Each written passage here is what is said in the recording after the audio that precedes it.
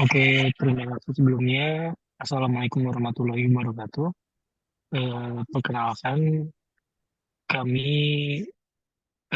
dari saya adalah Ridwan Budiman dan rekan saya Mustafa Kamal. Kami akan mempresentasikan tentang strategi pengembangan agribisnis peternakan. Kebetulan untuk peternakan yang kami datangi itu Elfarm. Next.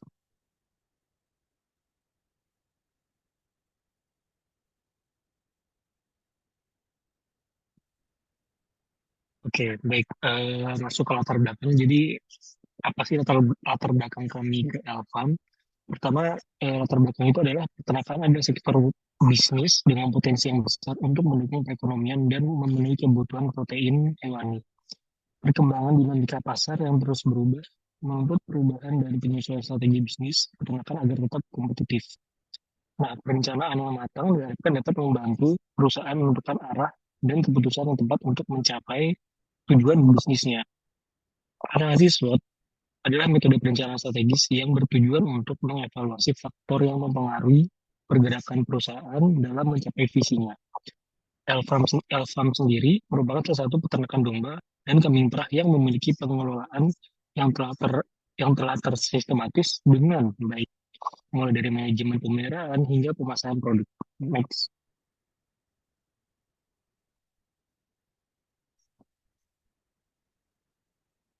Nah, tujuan dan manfaat untuk tujuan sendiri itu kita ingin mengetahui dan memahami keadaan umum, melakukan studi kasus terkait fokus usaha, strategi bisnis, dan analisis SWOT dari perusahaan dari peternakan Elfarm itu sendiri.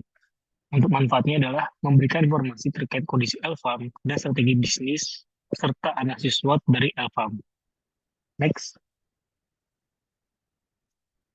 masuk ke kondisi umum. Jadi kondisi umumnya Elfarm pertama dari lokasi ya. Untuk lokasi Elfarm sendiri itu berada di Dusun Kunden, RT 1 RW 4, Jogotirto di Kecamatan Berbah, Kabupaten Sleman di Provinsi Daerah Istimewa Yogyakarta.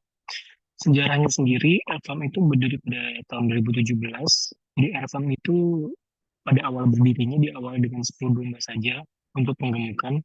Dan pada 2019, Elfarm itu mulai bergerak di breeding domba, daging, kambing perah dan susu kambing seperti itu.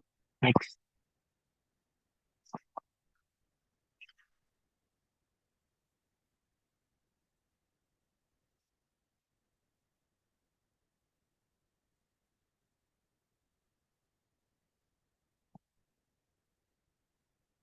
Oke, next. Oke, untuk kondisi umumnya jenis usahanya ada breeding domba, ada domba Garut, Texel, Dorper, dan Merino. Untuk breeding kambing perahnya, itu ada PE, ada Sanen, ada Sapera, Alpen, ada Anglo, dan Jawa Randu. Untuk susu kambing sendiri, itu produksinya minimal 55 liter per hari. Untuk bibit rumput, itu ada pakcoy, odot, dan gama umami sebagai pakan pakan untuk ternak ya. Sementara untuk pupuk dan media tanam bagi rumput sendiri itu berasal dari kotoran ternak domba dan kambing perah. Oke, next. Nah, untuk visi dan misi dari Elfarm itu sendiri, pertama visinya adalah menjadikan Elfarm sebagai magnet peternakan modern di Sleman Timur. Sementara misinya adalah memaksimalkan sebuah peternakan menjadi sebuah penghasilan tetap yang menjanjikan. Seperti itu. Next.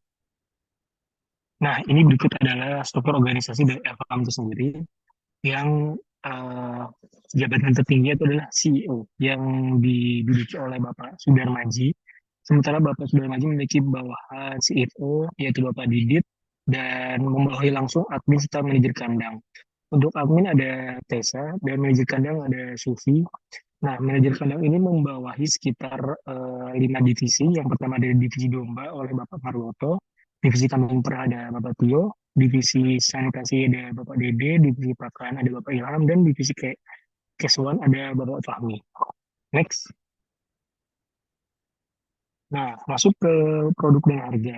Jadi untuk produk sendiri dari Evam, domba daging itu harganya 70.000 sampai 80.000 per kilogram hidup.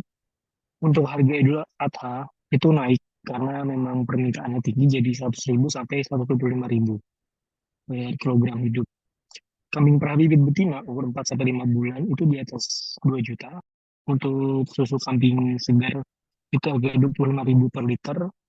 Sementara untuk bibit rumput itu harganya 500 perak per stek dengan panjang sekitar 40 cm. Sementara untuk pupuk organik itu harganya 15.000 per karung. Jadi satu karung itu 25 kilo, itu harganya 15.000, seperti itu. Next. Nah, kita masuk ke corporate strategi. Jadi corporate strategi itu apa sih? Jadi corporate strategi itu adalah strategi yang diterapkan pada perusahaan untuk meningkatkan profit, menurunkan biaya produksi, meningkatkan market power, dan menurunkan risiko.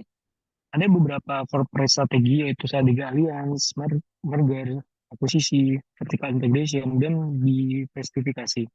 Nah, pada corporate strategi, Elfam itu menerapkan strategi alliance atau aliansi dan diversifikasi. Untuk aliansi, itu mereka membentuk aliansi dengan 3 peternakan susu kambing. Aliansi ini disebut kandang 4 sekawan untuk nama aliansinya. Sementara untuk diversifikasi, itu pada tahun 2020, Elfam itu membuka usaha kambing perah, merupakan sebuah respon terhadap sulitnya penjualan domba. Selain itu, Elfam juga mulai menjual bibit tanaman pakan. Next. Nah, kita masuk ke pemasaran. Untuk pemasaran, jadi penjualan domba di Elfam sendiri itu melalui Perserikatan Peternak Kambing dan Domba Yogyakarta atau bisa disingkat dengan PPKDY. Nah, selain dari PPKDY itu, konsumen juga bisa beli langsung untuk acara akikah dan kurban ke Elfam. Untuk produk susu kambing itu dijual ke pabrik pengolahan melalui kerjasama dengan 3 peternak lain yang saya sebut di aliansi 4 sekawan itu. Selain itu produk susu juga dijual ke peternak lain sebagai susu pengganti. Kemudian sebagian kecil juga dijual ke masyarakat untuk dikonsumsi langsung. Nah, untuk peminat untuk konsumsi itu masih kecil karena susu yang dijual itu tidak dilakukan pengolahan apapun. Next.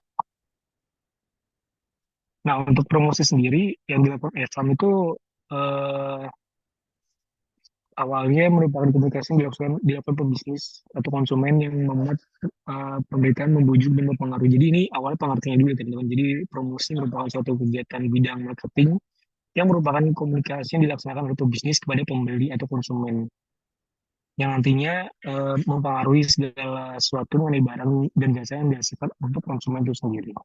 Next.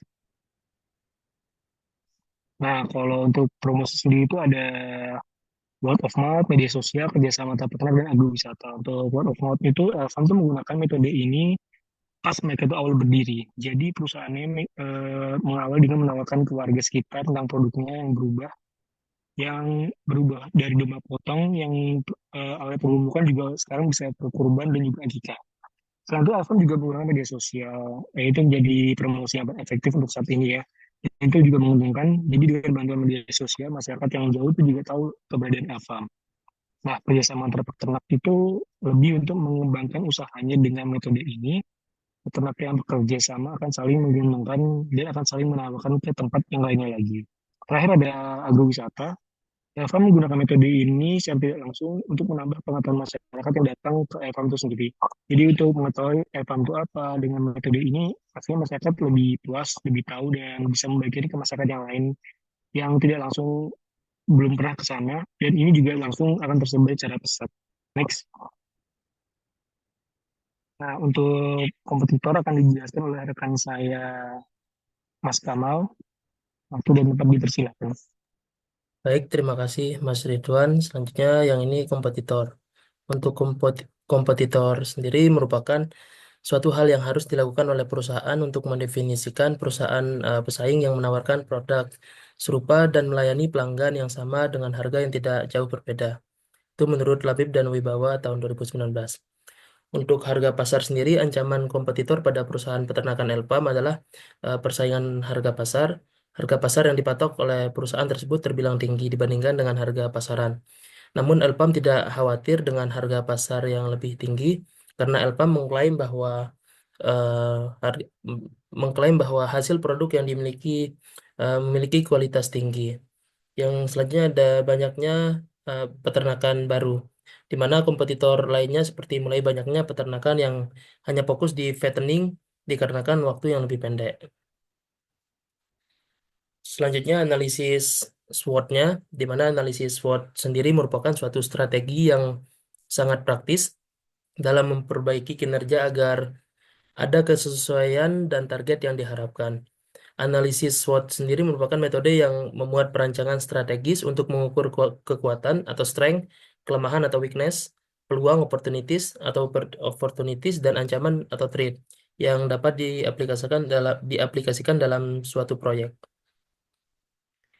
Untuk analisis SWOT-nya sendiri, untuk strength-nya, Elpam sendiri memiliki kekuatan di mana untuk menjadi sebuah perusahaan yang memiliki hulu hilir, manajemen pemeliharaan yang baik, lingkungan peternakan yang bersih, recording aktual, memiliki aplikasi Elpam, sarana prasarana, ketersediaan pakan. Untuk weakness-nya sendiri, Elpam proses pemerahan masih manual, dekat dengan pemukiman warga, dan belum memiliki produk hasil olahan sendiri. Untuk opportunities-nya, Elpam eh, pasarnya pasar pengolahan susu kambing yang masih sepi kompetitor. Yang kedua ada produksi susu yang masih bisa ditingkatkan. Yang ketiga populasi masih bisa diperbanyak. Untuk ancamannya sendiri ada penyakit dan cuaca. Untuk strategi yang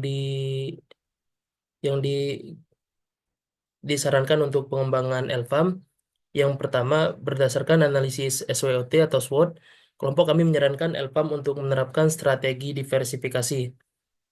Kami menyarankan Elfam untuk membuat produk pengolahan sendiri seperti susu UHT, pasteurisasi, kefir, yogurt ataupun produk susu lainnya. Untuk keuntungan tambahan dari produk olahan susu dapat diinvestasikan kembali ke dalam bisnis. Misalnya untuk membeli mesin pemerahan otomatis dan meningkatkan kapasitas produksi produk susu lain. Mungkin sekian presentasi dari kami. Saya kembalikan ke Mas Ridwan. Oke, terima kasih Mas Kamal. Sekian dari kelompok kami. Berikut tadi adalah penjelasan dari kelompok kami setelah melakukan observasi ke Elvan, dan ada juga kami menyampaikan saran untuk Elvan. Sekian dari saya dan Kamal. Apabila ada kesalahan, kami mohon maaf. Kurang lebihnya, terima kasih dan wassalamualaikum warahmatullahi wabarakatuh. Waalaikumsalam warahmatullahi wabarakatuh.